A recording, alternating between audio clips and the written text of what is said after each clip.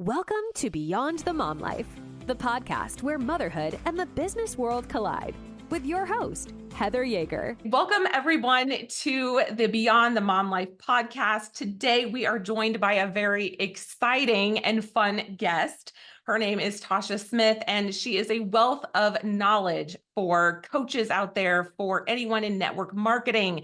She's all about sales, you guys, and that's what we need is sales. So welcome, Tasha, to the podcast today. Hi, everyone. Thanks so much, Heather, for having me.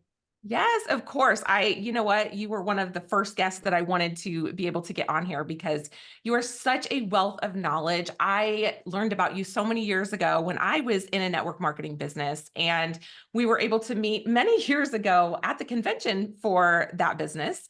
And I've just loved ever since how much you do for the network marketing profession, as well as coaches and so many other people out there. So your way of doing things is different. And so it's inspiring and it teaches others that they can sell without being too salesy, right? I think that's what so many people are scared of, is being too salesy. And so what is your philosophy when it comes to selling without being too salesy? How do you do that? Well, sales is an entry-level position, which means that you're not required to have certification or training or anything to just start selling stuff. And we see this because our kids are like selling Girl Scout cookies and magazines. And I mean, this just continues overall forever, right? And so what happens is the market is inundated with people that just quite literally don't know what they're doing. Sales is a communication business. What we're trying to do is we're trying to build value for the products and services so that the customer sees that the value outweighs the dollars that they would need to invest. That's very simply what sales is. The problem is many people are just not trained. So it would be like if we decertified being a doctor, and anyone who had a passion or who needed to make a little bit of money to do a procedure was all of a sudden able to do that. I think that as we want to look at it as being sales professionals. And so I think a couple things that are different for us is I really look at sales as a noble profession, and I would argue more noble than a doctor, because we're actually going out into the field and searching for problems and offering to solve them, where my dad, who's a doctor, sits in his office and waits for people to call. So it's a proactive problem solving. We look at a few things. The first is that the customer is the center of every business. This is a quote by Peter Drucker: "The purpose of every business is to create customers." That's how revenue comes in. If we're business owners, we can't run away from the fact that we are, in fact, driven by sales and revenues. If you do not sell, you do not eat. You cannot hire if you do not have sales. So we first need to understand sales is just what it is. The second thing is revolve it around a customer. How can we make the sales process enjoyable for the customer? So when we create everything, we actually start with, why do customers not buy? And what is it that customers dislike about interacting in a sales process? And we make a list of all those things, and then we just do the opposite. And so our philosophy is our customer comes first, our team comes second, our ego comes third. I think another thing that makes it really different, and we need to emphasize this more, is most products are made scientifically, right? So think about the company that you worked with. They actually had scientists formulate the products so that you could be assured that the science was right and they would work. Well, there is science of selling and science of communication and science of influence, science of trust, science of empathy, all of these sciences in the behavioral psychology field that nobody talks about when they're writing their sales outlines. And so we integrate behavioral psychology and the science of communication and everything that we do. So it's just like setting up dominoes and knocking them over. What this does is it makes customers feel more comfortable, which then also makes the person who is conducting the sales process way more comfortable. Everything becomes way more effective. Yeah. Oh my goodness. That's so good. And I just kept thinking, how many times do you get like a DM from somebody and it's this awkward sort of, they're trying to sell you something. They know, or they're trying to sell you something, and you're like, whoa, back off. That is really salesy. They clearly did not learn the science of selling. Yeah. Well, and even in that process, you mentioned it's awkward. Probably the first thing that we teach people to lead with is just acknowledge the awkward. This is based on the research of building trust, that as soon as you expose a chink in your armor, your trust increases. And so those people could just be like, I realize that we don't know each other. And I Yeah. realize this is a complete long shot. But I Right. thought, why not go for it? Here's what I'm doing. Here's why it could be a match for what you're doing. And right, here's an agenda, here's a time frame, here's a temperature check. That would bring some, at least we're acknowledging what is out there and giving it a shot to build some trust. Yeah. And you're coming at it with a truth, right? You're coming at it with truth instead of somebody just randomly reaching out to you and saying, oh, I saw your profile and you look like such a fun person, or we're in these groups together and I just think we should connect. It's like, no, you really don't think we should connect. You're really trying to sell me something. Don't lie to me, right? So Mhm. you're just right out of the gate. You're saying, let's be honest, let's be truthful. Let's talk about what we're doing. And maybe we do have something that's going to better their lives. And I think that's a really Yeah. good thing. So obviously we're moms on this podcast and listening to this podcast, and that's a huge part of who we are. And I think there's just so many moms that are in network marketing positions. They're coaches, they're creators. That is their passion besides being a mom, right? And so my question to you is, obviously you're a mom as well. You have two girls and dogs and a husband, right? You're a mom too. So Sure, tell yes. us more Don't about forget that to make life. sure he eats. Yeah. Right, right. We have to make sure he's involved here too. So tell us a little bit more about how you can incorporate doing what you love to do, your passion of working with people, as well as being a mom. How do you do all that? Well, I don't think that I think the whole idea of either or, it just never really made sense to me. So for a little bit of context and all of the insane things that I'm probably going to say over our time together, 10 days before I was born, my dad, who's a doctor, had open heart surgery. So he was 29 years old. It was a freak Oh my thing. gosh. My mom was young, and her parents had married her to an Indian doctor so that she would be set. And all of a sudden, she's 20, about to have a baby, and her doctor husband is having open heart surgery. Your poor mom. So I was raised with don't rely on a man, not because of men are bad, nothing, just like you, he was just like, you do not know what is going to happen.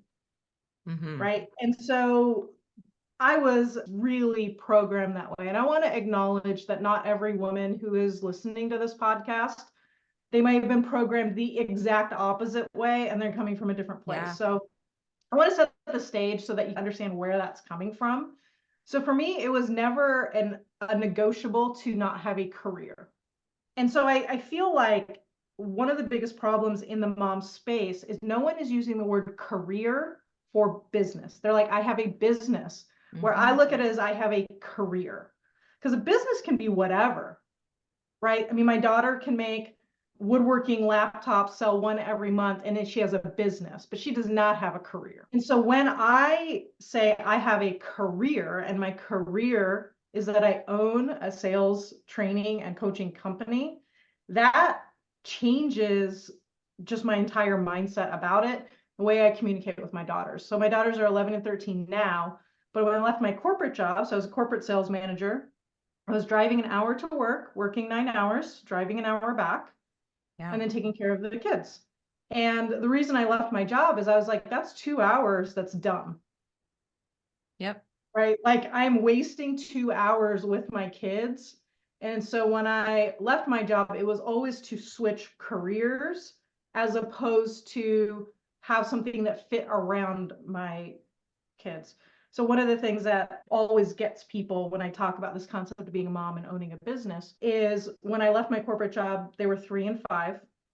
And I asked everyone, I was like, where were the kids? So where do you think the kids were now that Probably, I left my corporate job and I took my income down to nothing?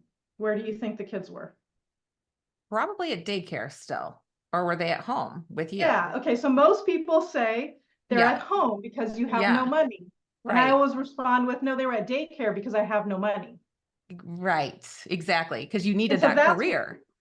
I needed to rebuild my Yeah. career as quickly as possible. And there was going to be no way I was going to be able to do that caring for a 3-year-old.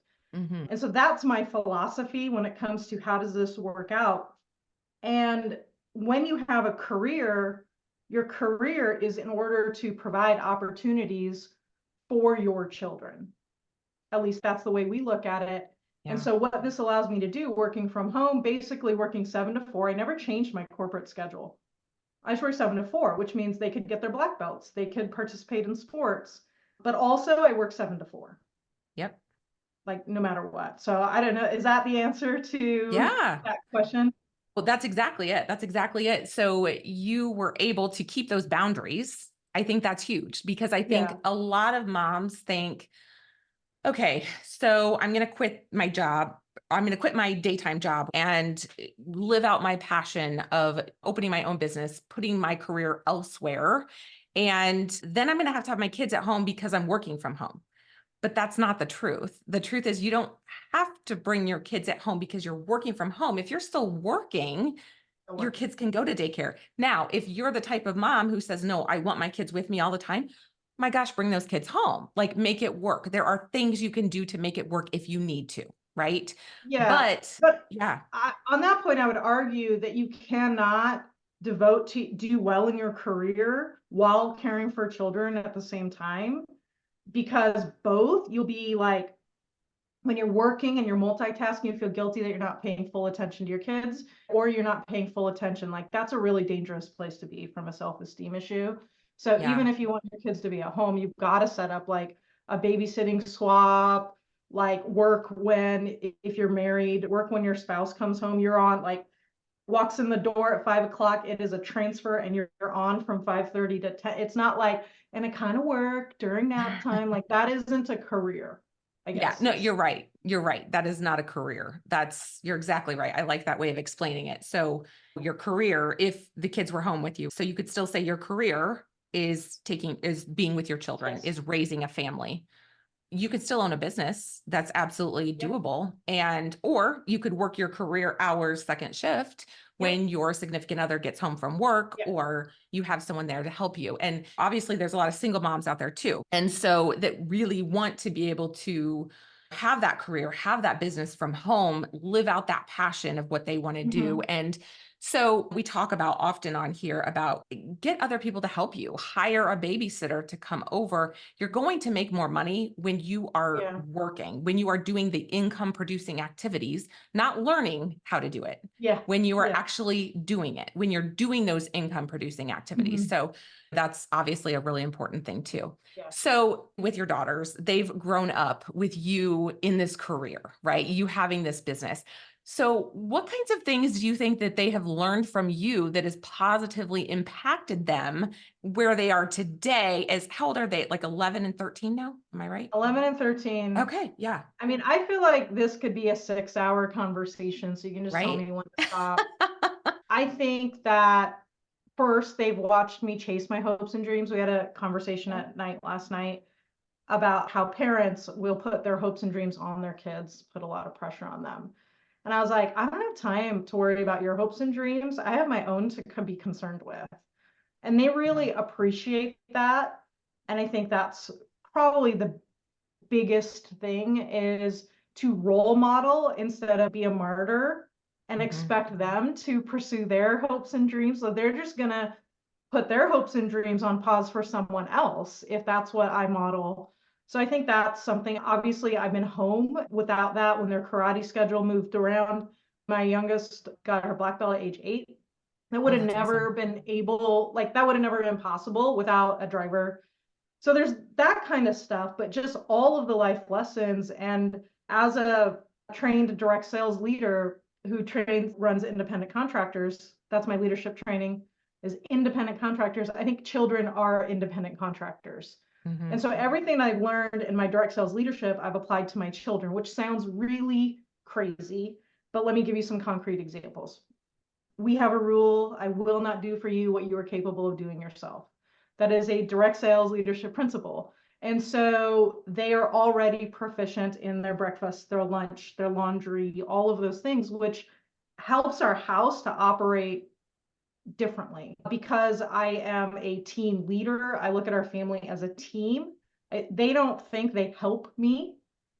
They understand that running the house is a team situation. And as soon as you are able to participate, it is expected that you contribute to the team because that provides benefits all the way around. A couple of years ago, Haley was upset that she couldn't work. She's too young, right? She was 10. So Haley does all my scheduled posts, anything where we need Facebook IP. So she's 11 now. So she responds to engagement posts. Sometimes she trolls me, so she really enjoys this. She'll be like, oh yeah, I get really anxious a lot too. And I'm like, wait a second. So she'll respond as me and troll me for fun. My 13-year-old Zoe proofreads our emails, proofreads my workbooks, does our podcast. And so they've been able, next week, they'll be going to Universal Studios on their own income. And they're super pumped about that. So all of these lessons that I'm learning, but they're funny. They're like, why don't your clients just do their homework? Do you realize what would happen to us if we didn't do our homework? And so it's super interesting. They get to be involved in the stories that I tell. So they'll read over them, make sure. But even a lot of it is what I learn as a business owner, they get to learn also. So yesterday, Zoe was sad that she wasn't able to have anybody to draw. She wants to build a world, like an art world. She doesn't have anyone to bounce ideas off of. And so I was explaining to her, she's like, I don't know anybody like that. I said, but we have to find the people who know the people that you want to know. And so we went through this thing and we figured out that her language arts teacher would know who are the other artists in the entire grade. And I said, it's not about who you know, it's about who the people you know, who they know. And she's like, is this a sales lesson? And I'm like, no, it's a life lesson. Yes. It's a lesson on networking, but that's also something that I would teach our clients. So they get a lot of that, a lot of independence. They truly feel like they're part of the company.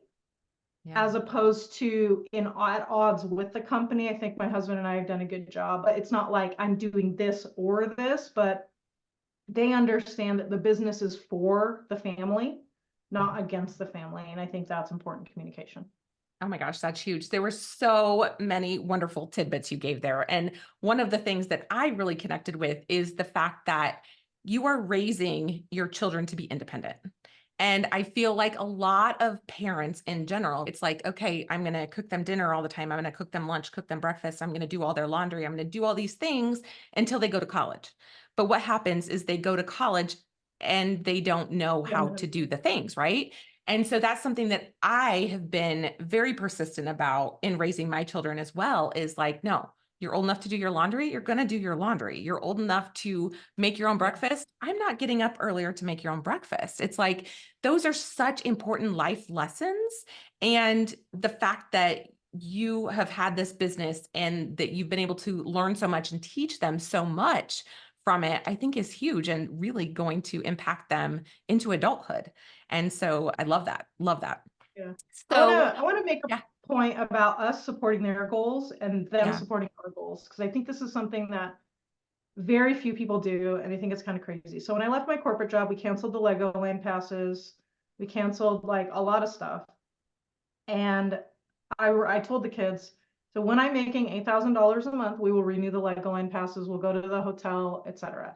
So keep in mind, my younger daughter is 3 at this point. This is how young they understand. So every night we would do our nighttime prayers. She'd say, dear God, I pray that Emerge would sell something. Oh. And she made at school one of those door hangers, and it says, do not disturb dino working. And there was a picture of a dinosaur cut out. And so when I was working, she would put it on the door. And if I would take a break, I would go out, like if I was getting a snack, and she's like, what are you doing? Go back to work.